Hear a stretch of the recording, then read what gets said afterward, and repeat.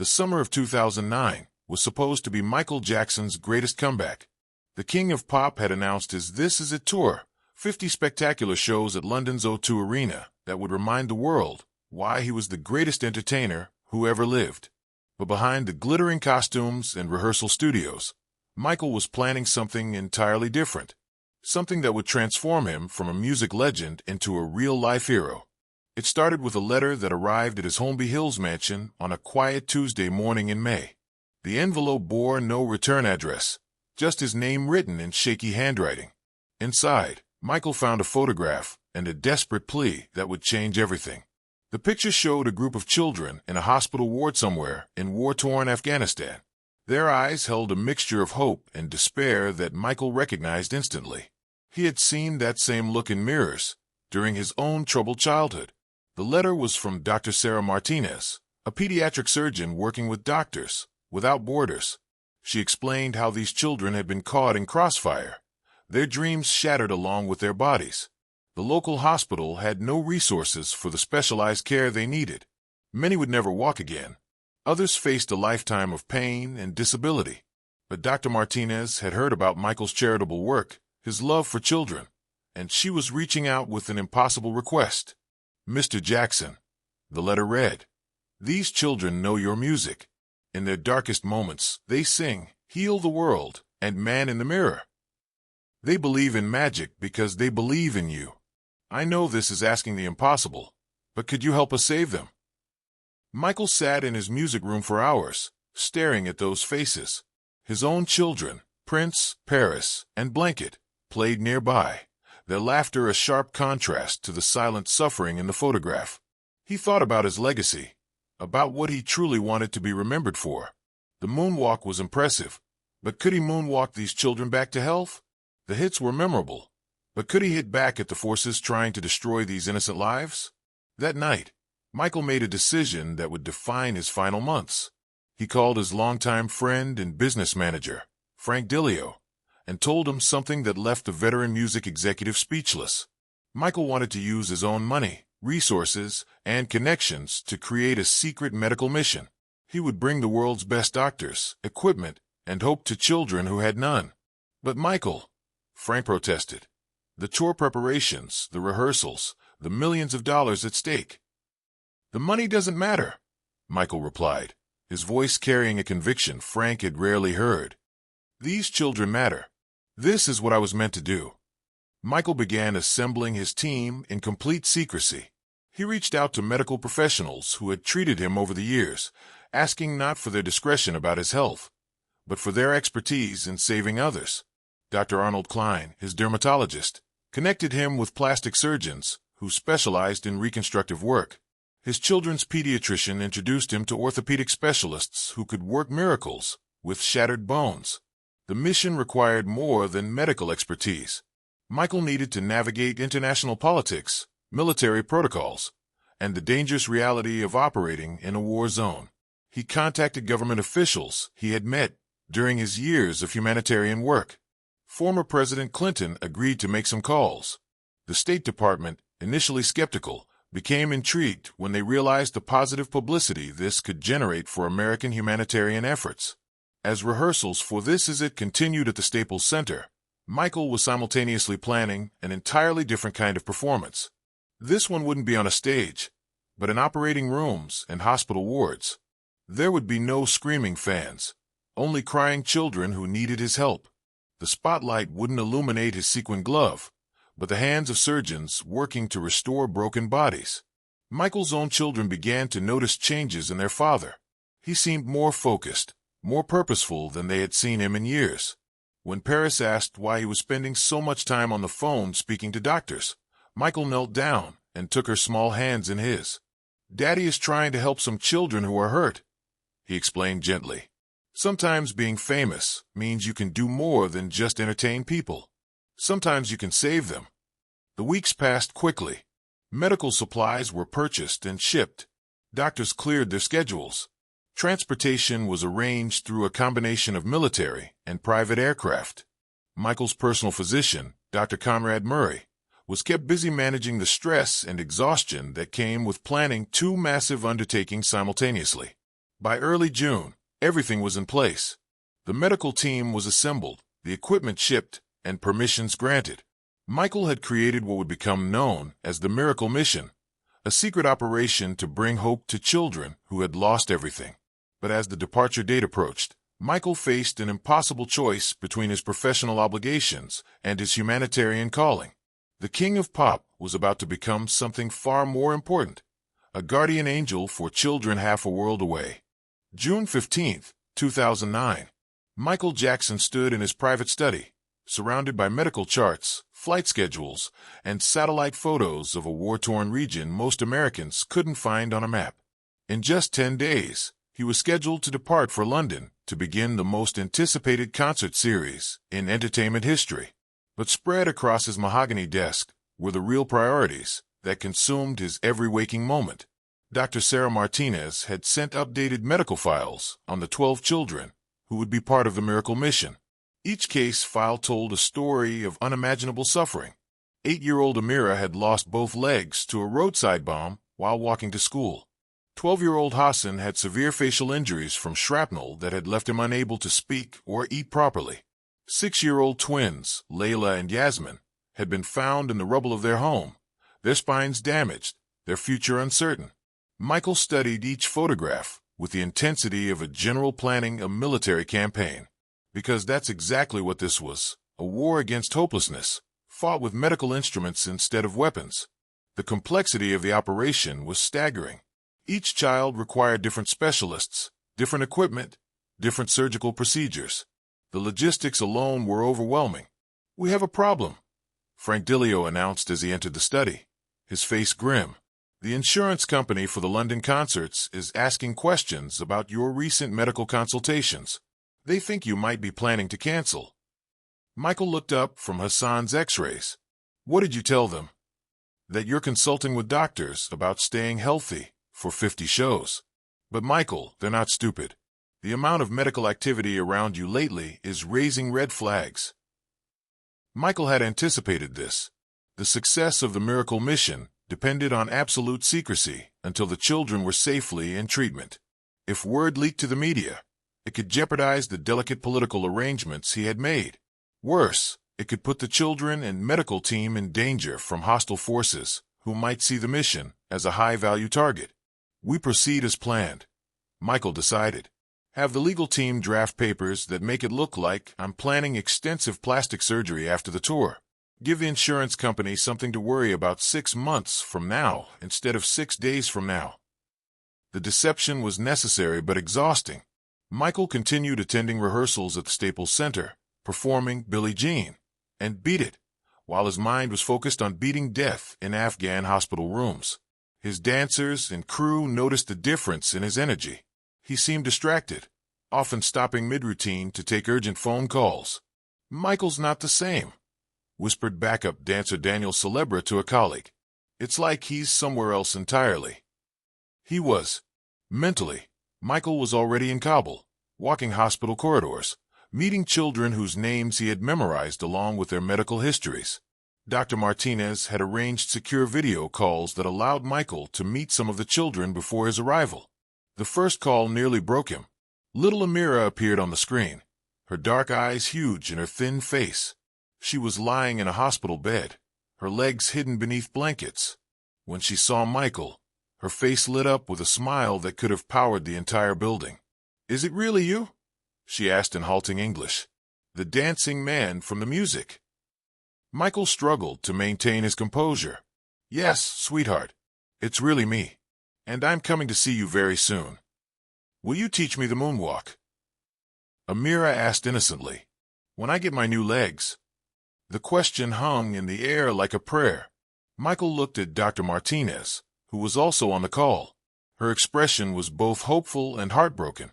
The prosthetics they could provide would allow Amira to walk, even run, but dancing would require multiple surgeries and years of rehabilitation.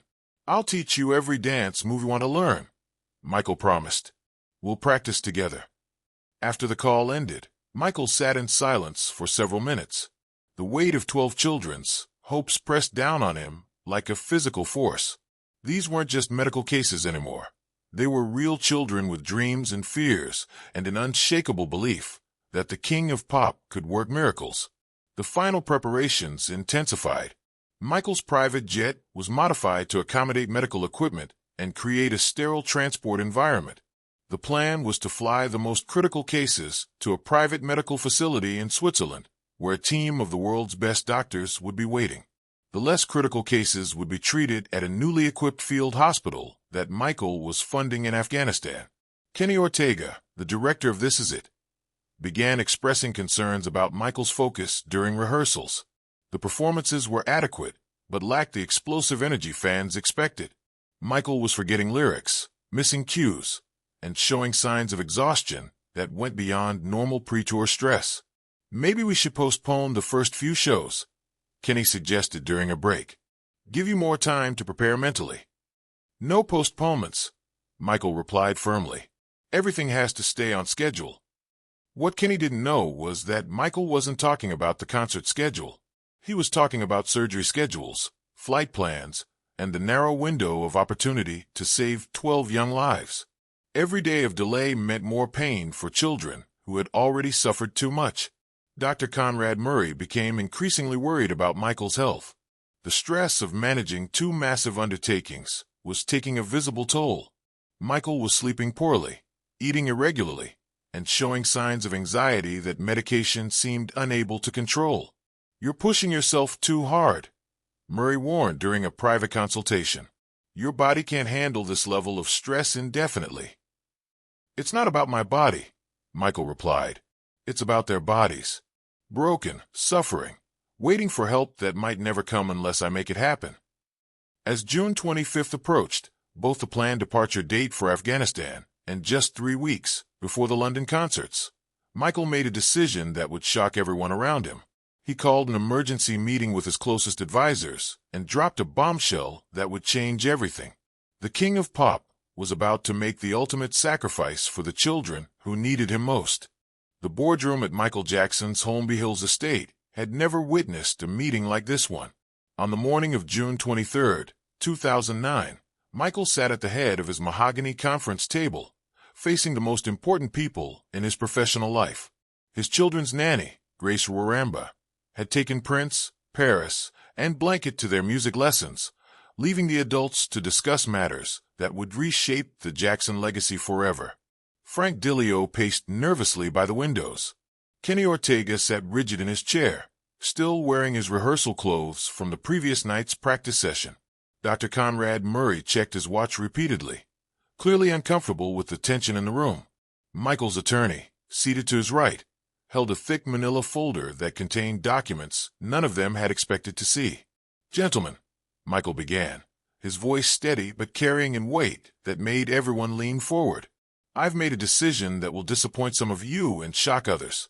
But it's the right decision, and I need your support to make it happen." Kenny spoke first. "Michael, if this is about postponing London, we can work with the venues. The fans will understand if you need more time." Michael shook his head slowly. "It's not about postponing anything, Kenny. It's about canceling everything." The silence that followed was deafening. Frank Dilio stopped pacing and turned to stare at Michael as if he'd lost his mind. The This Is It tour represented more than $50 million in guaranteed revenue. Tickets had sold out in minutes. The entire entertainment industry was watching to see if the King of Pop could reclaim his throne. "You can't be serious," Frank whispered. "Michael, do you understand what you're saying? The legal ramifications alone could bankrupt you. The insurance companies, the venue contracts, the promotional agreements." "I understand perfectly," Michael replied. "And I'm prepared to lose every penny if that's what it takes." Michael's attorney opened the manila folder and began distributing copies of a document that would become one of the most remarkable legal instruments in entertainment history. It was a comprehensive plan to liquidate Michael's liquid assets, sell properties, and restructure his finances to fund what he was calling the Global Children's Medical Initiative. "The miracle mission in Afghanistan is just the beginning," Michael explained as his advisors read through the documents. "There are children suffering in Syria, Iraq, Somalia, Haiti, and dozens of other places where war and poverty have stolen their childhoods. I want to create a permanent foundation that can respond to medical emergencies affecting children anywhere in the world." Dr. Murray looked up from the papers, his expression incredulous. "Michael, you're talking about giving away your entire fortune. What about your own children? What about their future?" Michael had anticipated this question. "My children will inherit something far more valuable than money. They'll inherit the knowledge that their father chose to save lives instead of just entertaining audiences. They'll grow up knowing that when the world needed a hero, their daddy stepped forward." The room erupted in protests and arguments. Kenny pointed out the millions of fans who had bought tickets expecting to see their idol perform. Frank detailed the legal disasters that would follow contract cancellations. The attorney explained the tax implications of liquidating assets so quickly. Dr. Murray warned about the stress this decision would place on Michael's already fragile health. But Michael had made up his mind. Over the past week, he had received updated reports from Dr. Martinez in Afghanistan. 3 of the 12 children were deteriorating rapidly. Hassan, the boy with facial injuries, had developed a severe infection that could prove fatal without immediate intervention. The twins, Layla and Yasmin, were showing signs of paralysis that might become permanent if not treated within days. "I've spent my entire adult life performing for audiences," Michael said, his voice rising with passion. "I've moonwalked across stages in front of millions of people. I've sung about healing the world and making it a better place. But when have I actually done it? When have I traded the spotlight for a surgical light? When have I chosen saving lives over saving face?" The moral weight of Michael's argument was undeniable, but the practical obstacles seemed insurmountable. Canceling the London concerts would trigger lawsuits that could drag on for years. The negative publicity would damage his reputation just when he was trying to rebuild it. The financial losses would be catastrophic. "There has to be another way," Kenny pleaded. "What if we postpone London by 6 months? You could complete your mission and still honor your concert contracts." Michael pulled out his phone and showed them a photograph that Dr. Martinez had sent that morning. It showed Hassan lying unconscious in his hospital bed, machines keeping him alive while his body fought an infection that was winning. 6 months. Michael asked quietly, "Kenny, look at this child. He doesn't have 6 months. He might not have 6 days." The room fell silent again as everyone stared at the photograph. This wasn't about contracts or money or career considerations anymore. This was about life and death, about a man choosing between personal glory and saving children who had no one else to fight for them. Frank Dillio finally spoke, his voice heavy with resignation. "If you're determined to do this, Michael, we need to move fast. The London promoters will file for injunctions to stop you from liquidating assets. We'll have to transfer funds offshore before they can freeze your accounts."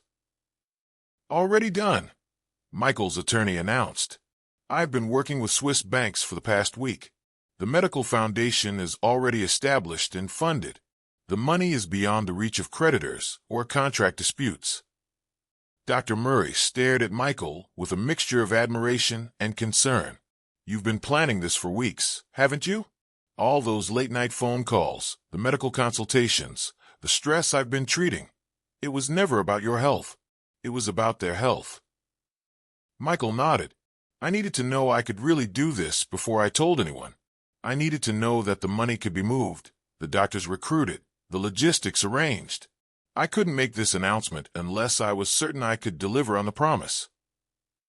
Over the next several hours, Michael's team worked frantically to implement a plan that would shock the entertainment world. Press releases were drafted announcing the cancellation of all tour dates due to unforeseen medical circumstances. Legal teams prepared for the inevitable lawsuits. Financial advisors began the complex process of restructuring Michael's empire into a charitable foundation. But Michael himself seemed calmer than he had in months. The burden of living 2 lives, pop star and secret humanitarian, had been lifted. Now he could focus entirely on the mission that truly mattered to him. As the meeting concluded, Kenny Ortega approached Michael with tears in his eyes. "I still think you're making a mistake professionally," he said. "But personally, I've never been more proud to know you." Michael embraced the man who had helped choreograph his comeback. The comeback isn't canceled, Kenny. It's just happening in a different venue. Instead of the O2 Arena, it's happening in operating rooms. Instead of entertaining 50,000 people a night, I'm going to save 50 children's lives." That evening, Michael sat with his own children and explained why Daddy wouldn't be going to London after all. Instead, he would be going somewhere far more dangerous, but infinitely more important. The King of Pop was about to become the King of Compassion. The C-130 military transport aircraft touched down at Bugram Airfield outside Kabul as the sun painted the Hindu Kush Mountains in shades of gold and crimson. It was July 3rd, 2009, and Michael Jackson had just completed the most important journey of his life. As the cargo doors opened, revealing pallets of medical equipment worth millions of dollars, the King of Pop stepped onto the tarmac of a war zone with the same confidence he had once shown walking onto concert stages. The past week had been a whirlwind of controlled chaos. News of the This Is It tour cancellation had set shockwaves through the entertainment industry. Stock prices of concert promoters plummeted. Ticket holders demanded explanations. Entertainment reporters speculated about Michael's health, his finances, and his mental state. But none of them suspected the truth, that the world's biggest pop star had traded his sequin glove for surgical gloves, his microphone for a stethoscope.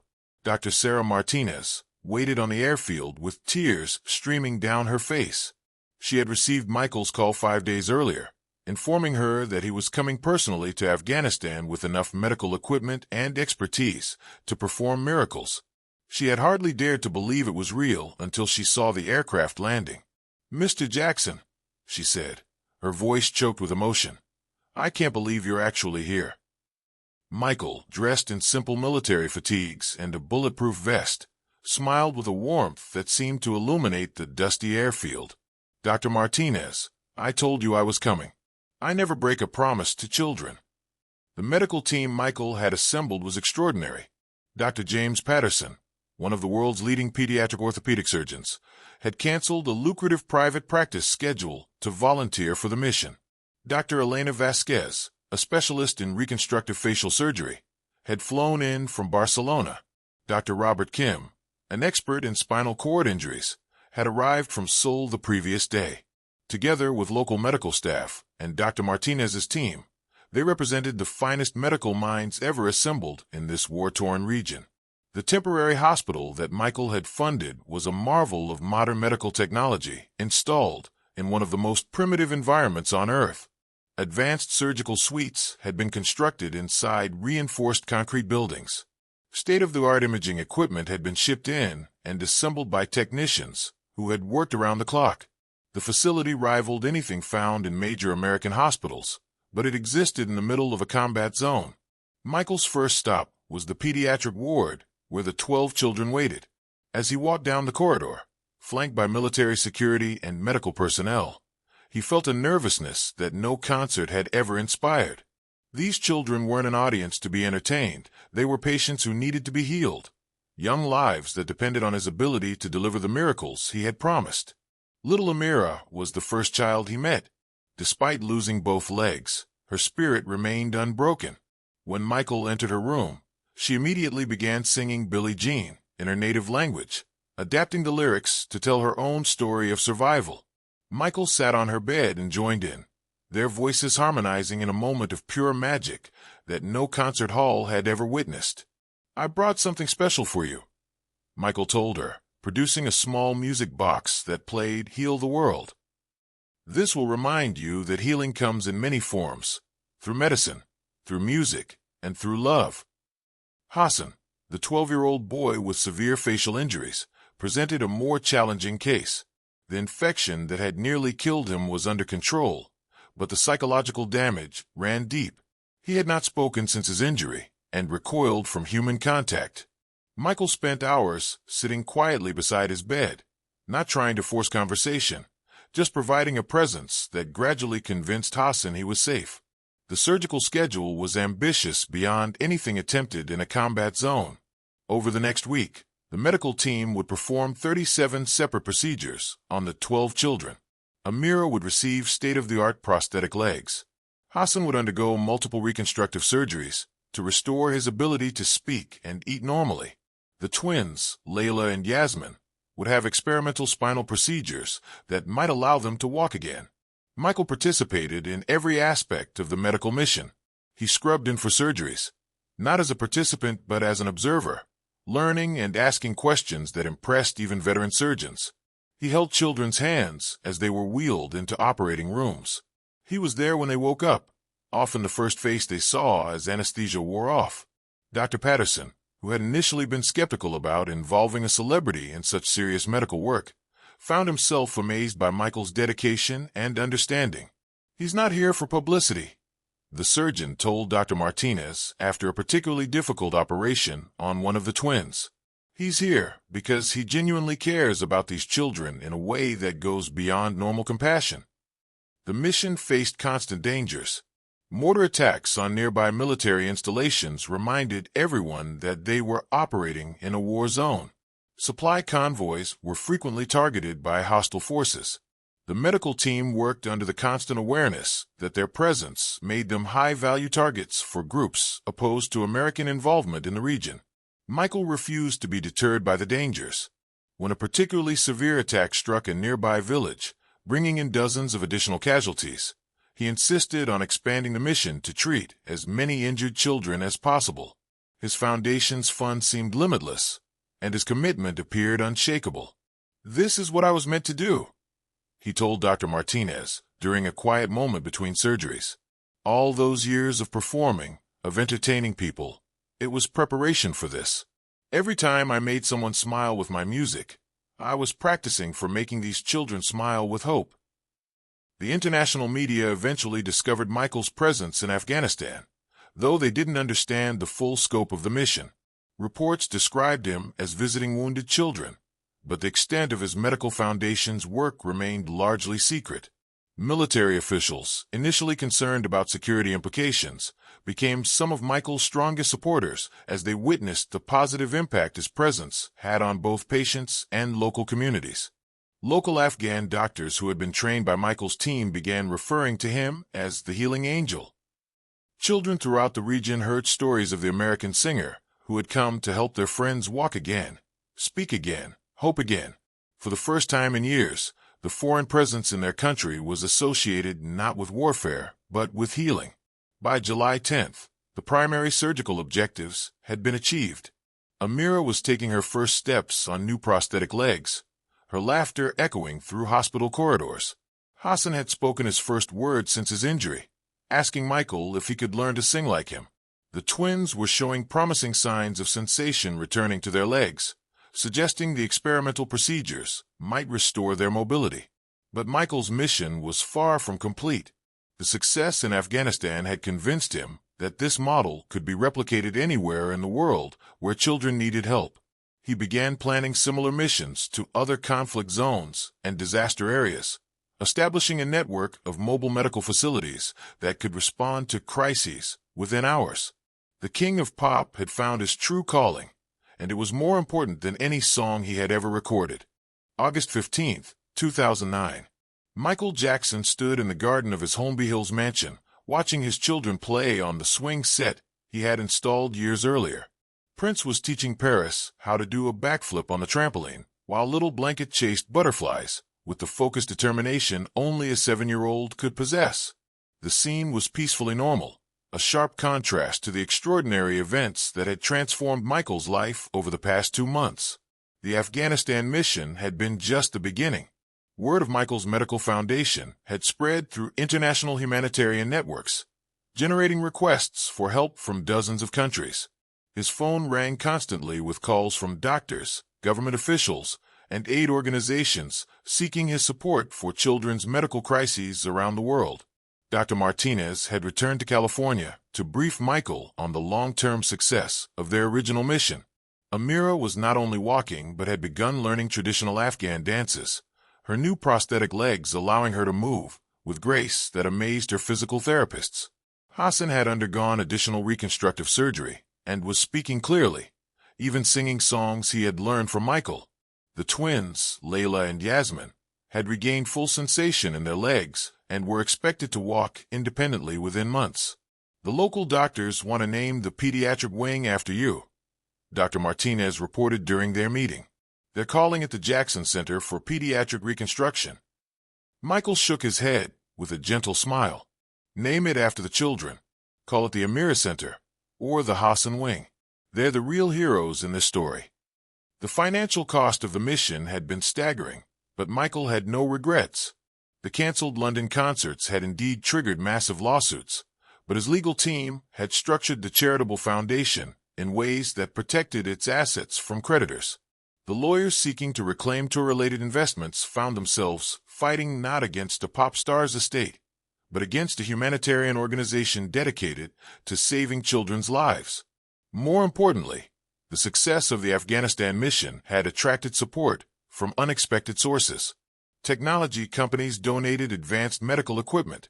Pharmaceutical corporations provided experimental treatments at cost.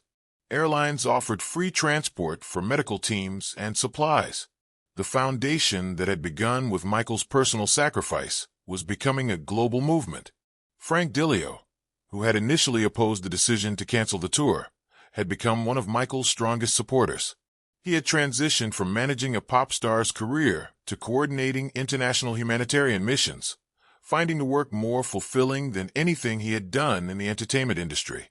"I got a call from the president's office," Frank announced during one of their weekly planning meetings. "They want to present you with the Presidential Medal of Freedom.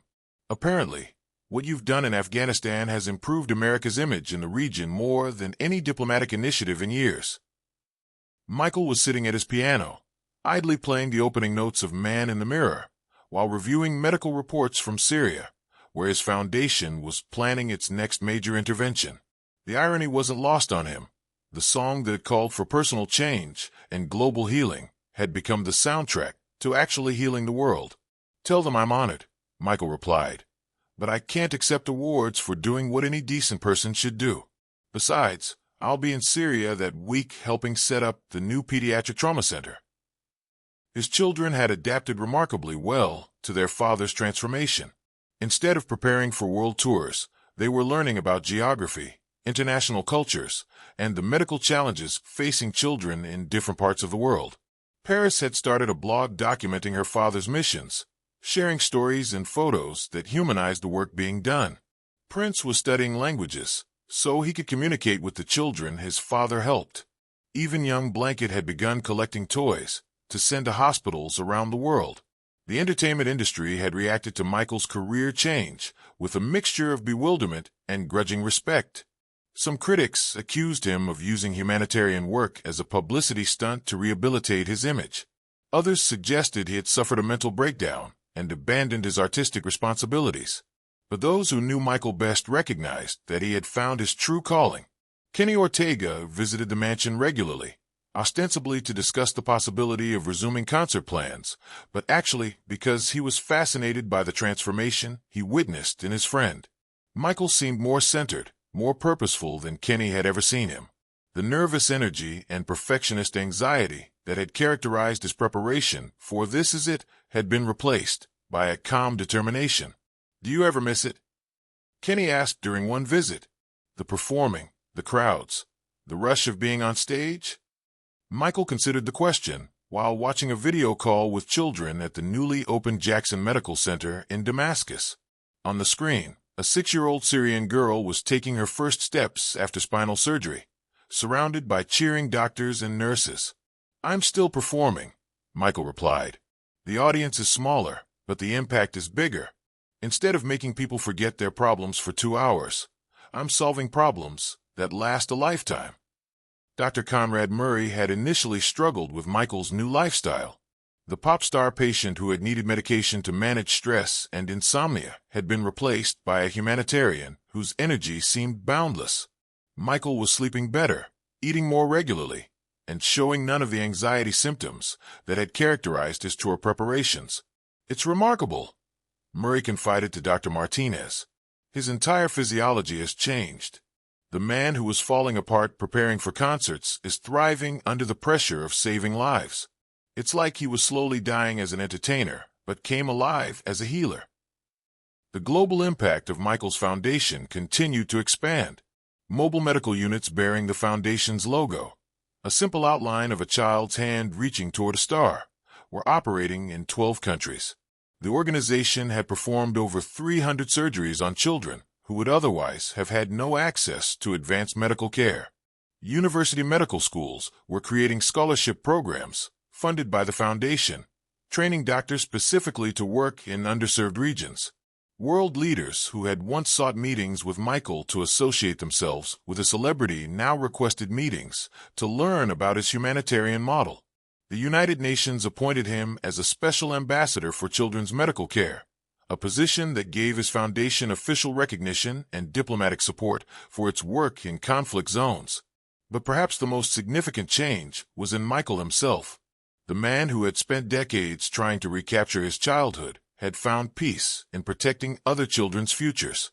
The artist who had moonwalked backwards across stages was now moving forward with purpose that transcended entertainment. On a warm evening in September, as Michael tucked his children into bed, Paris asked him a question that would define his legacy. "Daddy, why did you stop singing?" Michael sat on her bed and took her small hand in his. "I didn't stop singing, sweetheart. I just changed the song. Instead of singing words that people hear with their ears, I'm singing actions that people feel with their hearts. And instead of the song ending when the concert is over, this song goes on forever." As he turned off the lights and left his children's room, Michael could hear his phone buzzing with messages from around the world. Doctors reporting successful surgeries, government officials requesting assistance, children sending thank-you videos. The King of Pop had become something far more important, a guardian angel for children who had no one else to save them. His greatest hit wasn't a song that topped the charts. It was a life that had transformed suffering into hope, despair into healing, and celebrity into service. In his final transformation, Michael Jackson had indeed started with the man in the mirror and changed his world, along with the worlds of countless children who would walk, speak, and dream because he chose compassion over commerce. The moonwalk was impressive, but helping children walk again was miraculous. And unlike his songs, these miracles would echo through generations, long after the music stopped playing.